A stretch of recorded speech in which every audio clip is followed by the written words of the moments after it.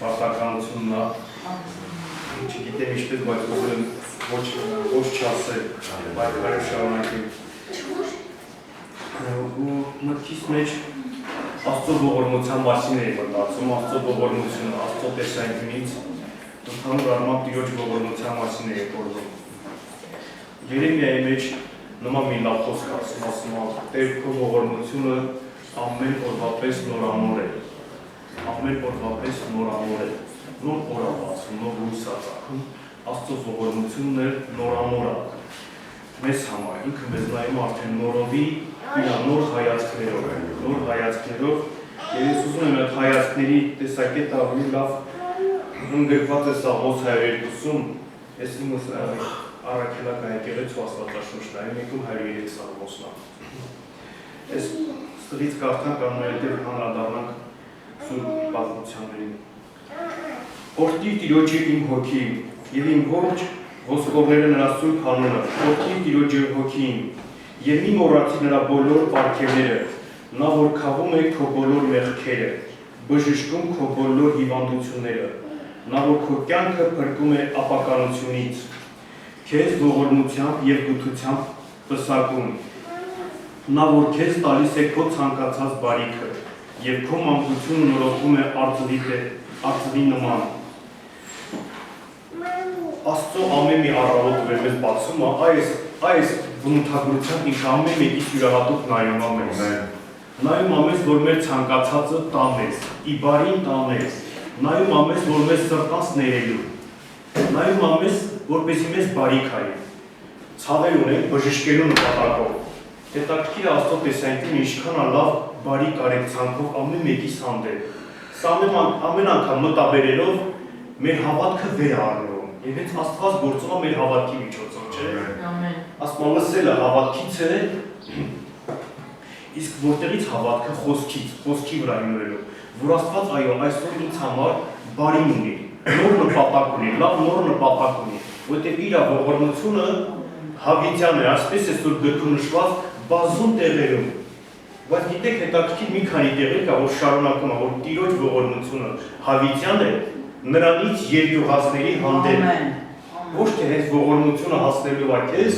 ոչ, այլ երկյուղածների հանդեպ։ Ովքեր են երկյուղած մարդիկ, այն մարդիկ, որ Աստծո փնտրում են, այն մարդիկ, որ ընդունում են Աստծո խոսքը, Աստծո կամքը ու ուզում են Աստծուն։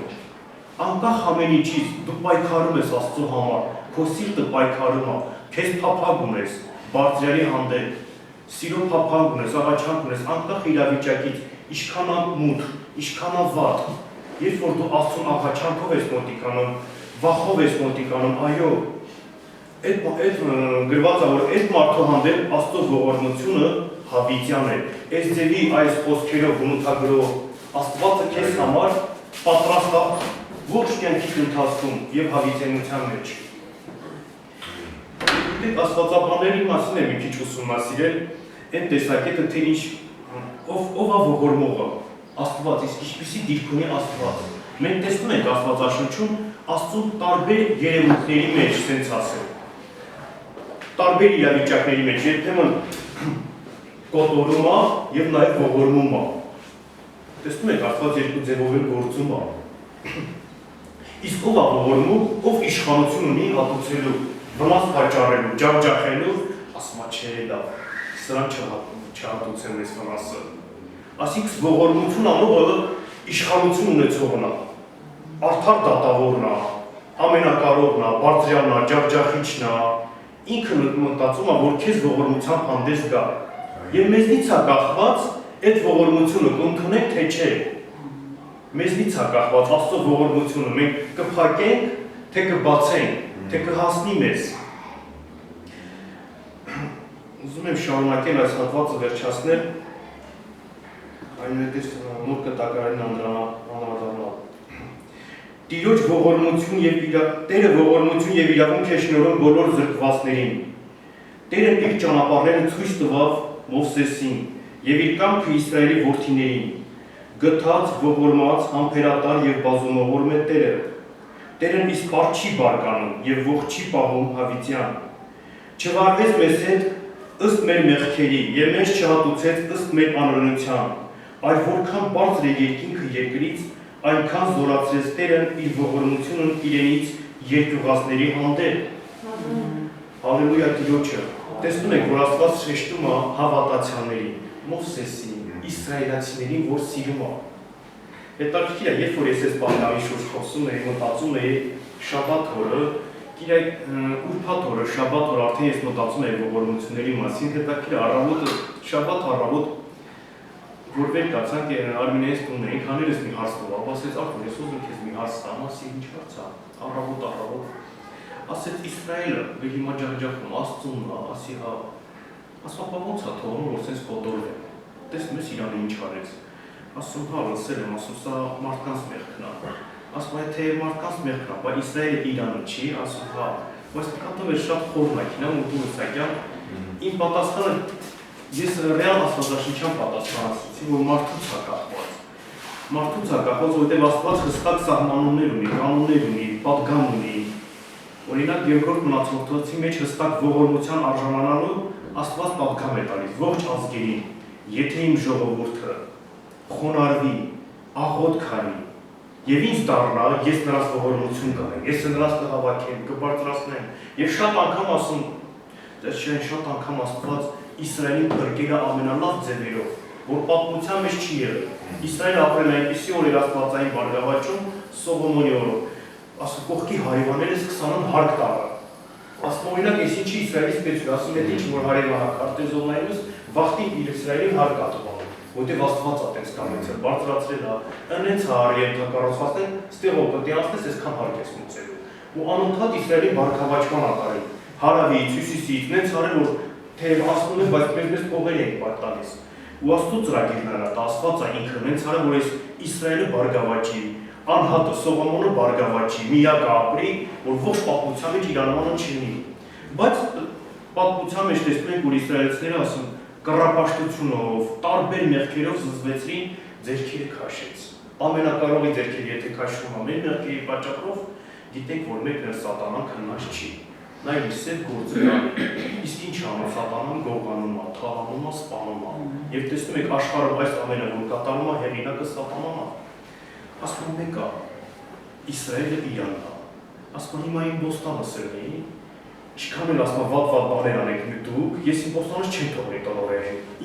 Իմս չեմ թողնի, Աստված ոնց է թողնում։ Ասում չէ, սա Աստծո սկզբունքն է։ Հիմա ասում Հիսուսով բոլորս իսրայելացիներ ենք։ Ժառանգությունը վայելում եք Հիսուսով, ու Աստված ես սահմանում պես հարալ, այո Իրանն է, սահմոսի մեջ հավիտենական մի հատ ուխտ կա, դերեք, որ իսա ամրադարմա իմ մենոյ ետ ենթակետին, հետաքրքիր ասում նրանք, որ Իսրայելի Երուսաղեմի խաղաղության համար բարեխոսում են, թող միշտ բարգավաճեն, սենց էլ գրված է, որ թող միշտ բարգավաճեն, Սուրբ Հոգու նախապայմանն է, որ բարեխոսական լինեն, Աստծո աչքի Բիբլն է Իսրայելը միշտ եղել, նա միշտ ցանկացել է, որ Իսրայելը լինի սրբության կենտրոն, լինի աստվածահաճո, ընտրված ազգ։ Բայց ցավոք սատանան իր սև գործ անում է եւ շեղվում է այս երևույթներով։ Եվ այդքանով չգիտեմ ինչքան բավարարեցի խոսեցի Աստծո ողորմության մասին, որ եթե Իսրայելը հենց հիմա ծնկաչոք ավաչի, ինչպես մենք Արցախի 92 թվականին հաղթեցի, ինքը ավելի մեր ջախջախումներ ունենա։ Որտեղ ես հիշում 90 քանի թվականին Ստեփանակերտում մի հատ մեծ ստադիոն ունեինք։ Ու մի եղբայր Փառք Աստծո նենց ուժեղ ինքնավատքով լցված է, որ սաղին հավաքեց ստադիոն ու աղոթք էինք անում։ Ծնկաչոք ստադիոնի հետ կանաչ փոլա մենակ մարդիկ էինք։ Ծնկաչոք հայրներ էինք խնդրում Տեր ողորմի Տեր։ Այն ժամանակ վախում էինք ալազաները խփում են մարդկանց մեջ, բայց ինքը ասեց երբ մենք այդքան աղոթք անենք, Աստված կհաղթենք։ Եվ իսկապես ես հիշում մանուկ էր այն ժամանակ այդ աղոթների մեծ տպավորությունը իմ մոտ կերտվից, որ իսկապես Աստված ելք տվա, մեր մեջ այն հոգին դրավ, որ լապատկով, հրացանով գնանք, նվիրվենք, իրար միաբան լինենք, խառնված չլինենք, իրար հանդեպ թշնամական չլինենք։ Մեծ ամաստությունը ցես միաբանություն եղավ ու Փառք Աստծուն։ Ու միջև Աստծո ողորմության մասին ասեմ, որ թեկուզ այդ անհատը իր կյանքում սխալներ արա, բայց Տիրոջ ողորմությունը իրանից չի կտրվել։ Չեմ ուզում անձնավորել, որովհետև ես տեսել եմ, որ այդ մարդու շատ են ուզում կոտրել, բայց միևնույն է, այդ մարդը միշտ առաջ հանձել, ինչ որ մի առիթ է եղել, ինքը լավ հաջողվել է, լավ փայն է վերցրել, որովհետև ինքը Աստծո համար միակն է եղել, որ ազգի մեջ կանգնել է, որ չէ մենք պիտի աղոթք անենք։ Այն ժամանակ Լևոն Տեր-Պետրոսյանը ասեց, տեսնում ժողովուրդ քեզ սիրում է, արի դու ազգային ժողովի նախագահ, ասեց, չէ, եթե ես տաթող եմ կյանքն ժողովուրդը Աստծո քի մոտ իկանալու։ Ինձ համար դա լավ է, բայց հետո Տերը նենց արեց, որ ավելի լավ պաշտոնի եկավ այդ նույն Տերը։ Ինքը չէր ուզում ընդհանրապես, բայց Տերը ճանապարհներ պատրաստեց, բերեց նույնը։ Երբ որ մենք մի բան Աստծո համար կտրում ենք, Աստծո համար զոհաբերում ենք, Աստված մեծ ուշադրություն է դարձնում, որ մեր կյանքում ոչ մի բարիք չպակասի, որտեղ սա Տիրոջ ողորմությունն է, նույն համբերատարությամբ, բարեգործությամբ, կարեկցանքով ամեն մեկիս այցելի։ Հալելույա Տիրոջը։ Ուզում եմ Մատթեոսի ավետարանից 18-րդ գլխի 23-27 խոսքին անդրադառնանք Հիսուսի առակներից մեկում հետևյալ նկարագիր կա պատմությանից ձեռ։ Երկնքի արքայությունը նմանվում է մի թագավորի, որը ցանկացավ իր ծառաների հաշիվները քննել։ Երբ սկսեց հաշվել քննությունը, նրա մոտ բերվեց 10,000 քանքարի մի պարտապան, քանի որ հատուցելու ոչինչ չուներ, նրա տերը հրամայեց վաճառել նրան, նրա կնոջը, որդիներին եւ այն ամենը ինչ ուներ, եւ հատուցել։ Ծառան ընկավ նրա առաջ, երկրպագեց նրան եւ ասաց. «Համբերատար եղիր իմ հանդեպ եւ բոլորը կհատուցեմ քեզ»։ Ծառային տերը գթալով արձակեց նրան եւ պարտքներեց։ Այստեղ ուզում եմ մի քիչ անդրադառնանք Թագավորը Հիսուսը մեկնաբանում է երկնքի արքայությունը նմանվում է։ Ու մեջ բերում է թագավորի։ Թագավորը այստեղ Աստվածն է։ Երբ որ ներում է ծառաներիս։ Իսկ 10,000 քանքարը, որ ես մտածել եմ, սա մեծ գումար է։ Մեծ։ Ոսկի $5 միլիոն մեկին պարտքին ես։ Ոչ մի ձև չես կարողանում ուծես, ոչ մի ձև։ Զդաչի է դառնում, եթե տներ ծախես բերես իր առաջը, զդաչի է։ Ու պատկերացնում նա արժանի է, որ քեզ բան տնետի։ Վերցրել ես այդ գումարը, բարի եղիր դու։ Չէ, իրոք